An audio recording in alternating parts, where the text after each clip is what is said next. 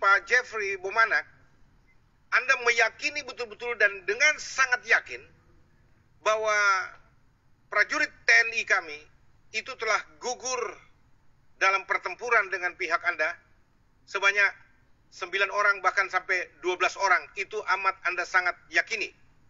Ya, begitu kira-kira, Pak.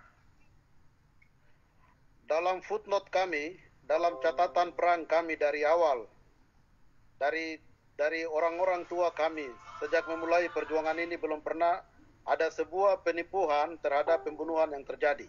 Itu belum pernah ada, karena orang Papua punya adat. Yang memiliki nilai tertinggi dalam adat dan budaya orang Papua itu manusia.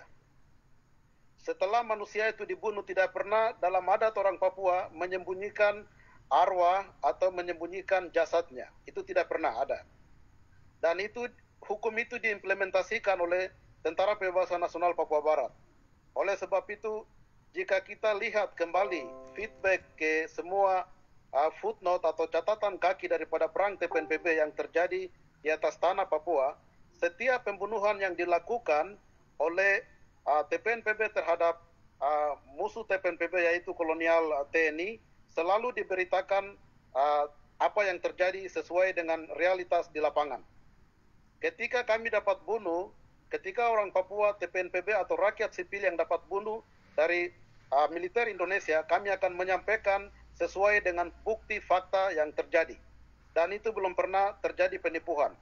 Oleh sebab itu, sumber informasi yang telah disampaikan oleh juru bicara kami, itu adalah korek. Itu adalah informasi yang benar, yang juga disampaikan oleh otoritas pemimpin-pemimpin kami di lapangan, oleh Brigadir Jenderal Egyanus Kogoya, Pemne Kogoya, dan juga salam sejahtera jelas bagi kita semua yang dikasih Kogoya yang menjadi komandan batalion, bahwa pembunuhan dilakukan pada tanggal 15, yaitu 13 militer yang dibunuh, dan 1 dibawa keluar ke Timika, itu korek, dan 12 jenazah ini masih dipegang sampai saat ini. Dan berdasarkan aturan organisasi militer kami sudah menyampaikan kepada TNI untuk bagaimana jenazah-jenazah ini diambil di tempat perang yang dilakukan. Dan informasi itu korek, kami masih bertahan dalam informasi itu.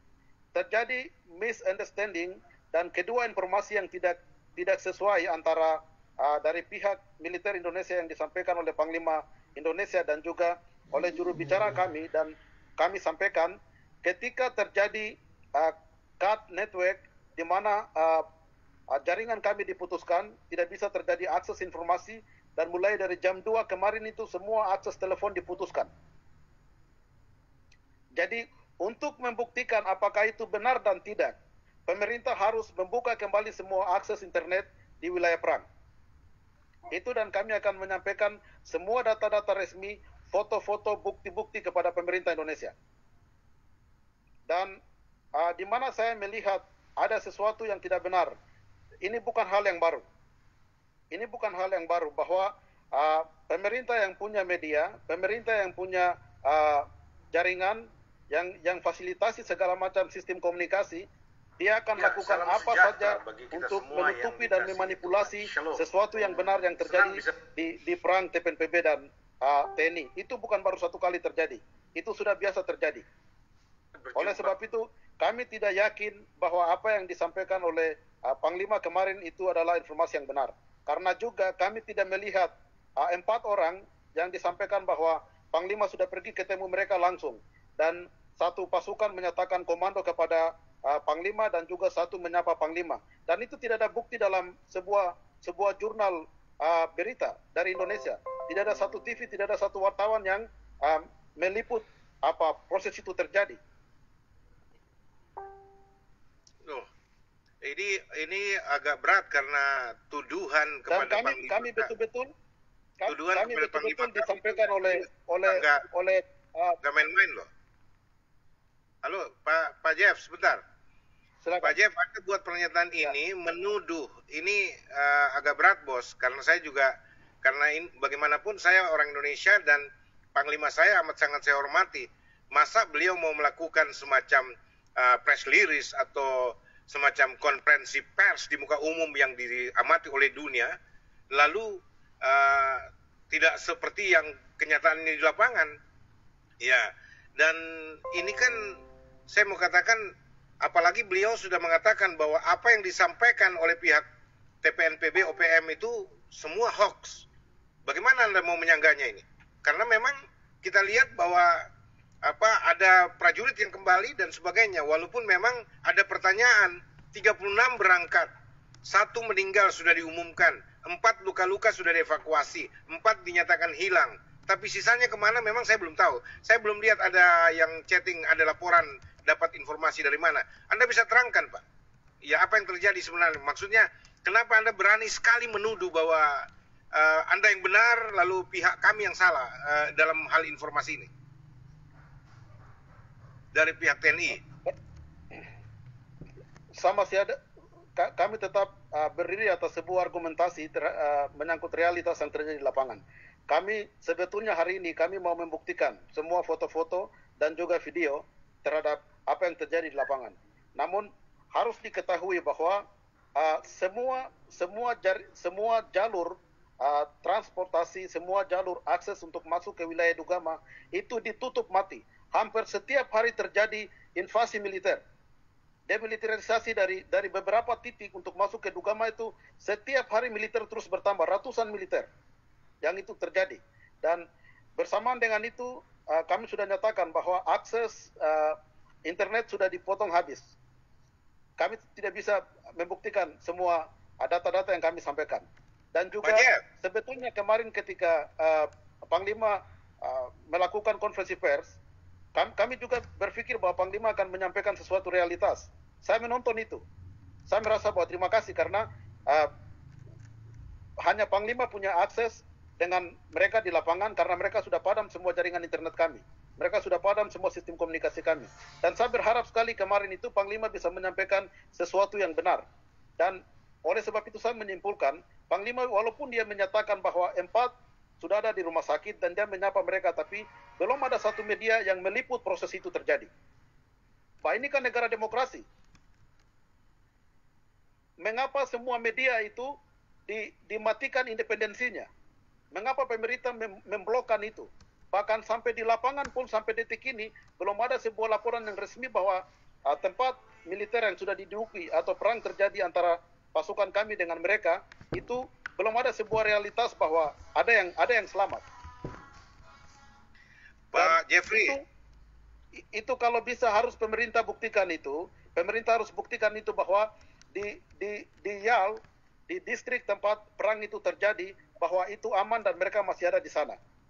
Dan coba buktikan bahwa 4 orang yang sudah dibawa sampai di Timika, yang ada di rumah sakit itu, coba dikeluarkan. Karena kami perlu bukti. Kami akan membuktikan, tapi internet kami semua di cut off. Ini masalah. Jadi dengan klaim Anda bahwa ada 15 jenazah di daerah Anda di Nduga sana, itu berarti sisa dari 36, maksudnya dari kan 36 orang nih Pak yang dikirim resmi oleh TNI. Berarti semua belum pulang Pak. Cuma 4 orang yang dibawa, yang menurut liputan bahwa 4 orang terluka itu sudah dievakuasi. Berarti yang lain bukan cuma 4 yang terhilang atau bagaimana? Saya juga bingung. Ini pemirsa perlu mendapatkan kejelasan yang objektif. Nah, di situ semua kekeliruan yang terjadi pada kami. Tetapi informasi awal yang kami berikan bahwa tanggal 15 itu betul pasukan kami melakukan penyerangan di base mereka, di base TNI Kopassus. Dan dalam peperangan itu 1 ditembak pertama, dalam evakuasi mereka itu pasukan kami melakukan penyerangan. Dalam penyerangan itu kami sudah membuktikan, kami sudah menyampaikan kepada semua media nasional dan internasional bahwa kami telah menembak pasukan dan kami sudah merebut 9 senjata. Itu betul sudah dilakukan. Dan ini dalam situasi perang, Pak. Dalam situasi perang. Dan ketika perang itu terjadi, yang menyebar lari ke hutan, itu entah nasibnya seperti bagaimana, kami akan mendapatkan laporan kemudian. Dari 36 itu. Tetapi jenazah yang ada saat ini, yang dilaporkan oleh juru bicara, itu korek. Itu yang sudah yang sudah ada dalam informasi yang sudah kami miliki, tetapi kami sulit membuktikan dalam bentuk foto karena internet kami dipadam sampai detik ini, dan jalur akses untuk keluar masuk semua ditutupi oleh ribuan pasukan Indonesia, ribuan TNI. Yang sampai saat ini terus penerapan terus masih terjadi. Pak, sebelum saya masuk soal bahasa ribuan Anda, yang benar yang mana? 12 atau 15 jenazah, Pak, yang ada di tempat Anda? Yang korek 12. 12 Yang korek pasukan 12. ditembak dan itu ada, itu korek. Itu informasi yang benar. Dan satu sudah ada di Timika, mayat jenazahnya sudah dibawa keluar. Oh. Oke. Lalu wah, sangat duka mendalam. Saya sedih sekali dengar ini, Pak. Kalau memang betul kenyataannya seperti itu, Pak Jeff. Saya punya anak-anak gugur di medan perang. Saya sangat berduka ini. Jadi Pastor Jos, demi kemanusiaan itu sudah disampaikan secara jelas dalam statement resmi oleh pemimpin-pemimpin militer kami di lapangan bahwa jenazah ini harus masuk dan ambil. Pemerintah harus secara bertanggung jawab masuk dan ambil. Karena kami tahu mereka juga korban daripada sikap pemerintah yang dilakukan, dan itu terjadi dan itu realitas, itu konsekuensi daripada keputusan pemerintah, keputusan Panglima. Dan kami sudah menyatakan untuk harus mengambil jenazah itu di lapangan, tapi sampai detik ini belum ada. Dan ini jenazah tidak bisa bertahan dari tanggal 15 sampai sekarang. Ya, bagaimana Anda mau harap pemerintah ambil atau TNI ambil tanpa invasi militer? Karena kalau mereka masuk juga kalian nanti tembak lagi. Ini bagaimana kira-kira baiknya? Saya sendiri sudah kemarin menawarkan diri. Kalau misalkan untuk mencegah pertempuran, kalian stop dulu baku tembak lah. Gencatan senjata. Saya minta teman-teman OPM tahan diri dan TNI berhenti menembak biar kalau misalkan ini kami yang ngurus supaya tidak ada korban lagi, kami keluarkan jenazah itu secara baik-baik, secara terhormat, supaya bisa dimakamkan oleh keluarga mereka secara baik-baik, dan mereka bisa diberikan gelar pahlawan karena mereka diutus resmi oleh negara untuk berjuang di sana, dan apapun latar belakangnya, tapi mereka layak dihormati, Pak Jeff. Saya minta tolong. Jadi bagaimana ini? Misalkan Anda bilang ambil, tapi kalau misalkan militer yang ambil, pemerintah yang ambil, kalian hajar lagi bagaimana? Itu sebabnya saya nggak ngerti. Kalau saya memungkinkan nggak, kalau saya bisa dengan teman-teman rohaniawan barangkali bisa seperti yang saya tawarkan kemarin. Ya, sebelum Anda jawab, saya mau kasih tahu juga. Saya dengar Anda bilang ribuan tentara di sana. Itu padahal Panglima kami mengatakan tidak ada penambahan pasukan, Pak. Tidak ada penambahan militer. Yang ada adalah rotasi. Yang lama ditarik, yang baru dimasukkan untuk penyegaran, begitu. Jangan Anda buat sesuatu yang bikin tambah citra kami di mata internasional jadi kacau ini, Pak Jeff. Ini Anda dapat dari mana berita bahwa ada ribuan pasukan masuk di daerah Anda? Ya, jawab satu-satu, Pak. Yang pertama tadi soal bagaimana mekanisme, kalau memang betul-betul ada jenazah itu, saya tidak bisa tidak, Pak. Hati saya tersentuh oleh rasa kemanusiaan. Mereka bukan binatang, Pak. Mereka manusia. Mereka harus dievakuasi dengan baik. Walaupun tinggal jasad jenazah, bagaimanapun model jenazah itu, mereka harus dipulangkan supaya keluarganya bisa memakamkan mereka dengan layak. Silakan, Pak. Baik, Pastor. Jadi demi kemanusiaan. Baik, jadi demi kemanusiaan kami sudah terbuka. Dari pimpinan-pimpinan militer, Kodam 3 Dugama Darakma sudah menyatakan bahwa ini ada jenazah. Pemerintah mau masuk ambil dan tidak. Pemerintah mau masuk ambil atau tidak. Itu demi kemanusiaan. Karena kami tahu bahwa itu tanggung jawab kami. Dan itu harus pemerintah harus membawa keluar jenazah-jenazah ini karena mereka punya keluarga, punya anak, punya istri, dan mereka punya semua keluarganya ada. Demi kemanusiaan itu kami sudah sampaikan. Tetapi yang sekarang saat ini menjadi masalah, di mana belum ada pengakuan dari pemerintah bahwa hal itu benar terjadi. Sementara jenazah sudah ada di sana. Soal ketika pemerintah membuka diri dan mengakui bahwa ya, betul itu terjadi, maka dalam proses evakuasi itu, kami sebagai organisasi, kami punya mekanisme. Kami akan bicara kepada militer di lapangan, ini seperti begini. Dan siap dievakuasi. Dan kami punya pengalaman dalam proses penyanderaan yang dulu pada 1996, yang dimana dalam pengalaman buruk kami pernah terjadi brutality, di mana Kopassus memakai bendera Palang Merah Internasional dan juga memanipulasi semua proses evakuasi, penjemputan, penyanderaan, dan di mana di situ dalam proses evakuasi itu Kopassus sendiri menembak semua masyarakat sipil. Itu pernah terjadi.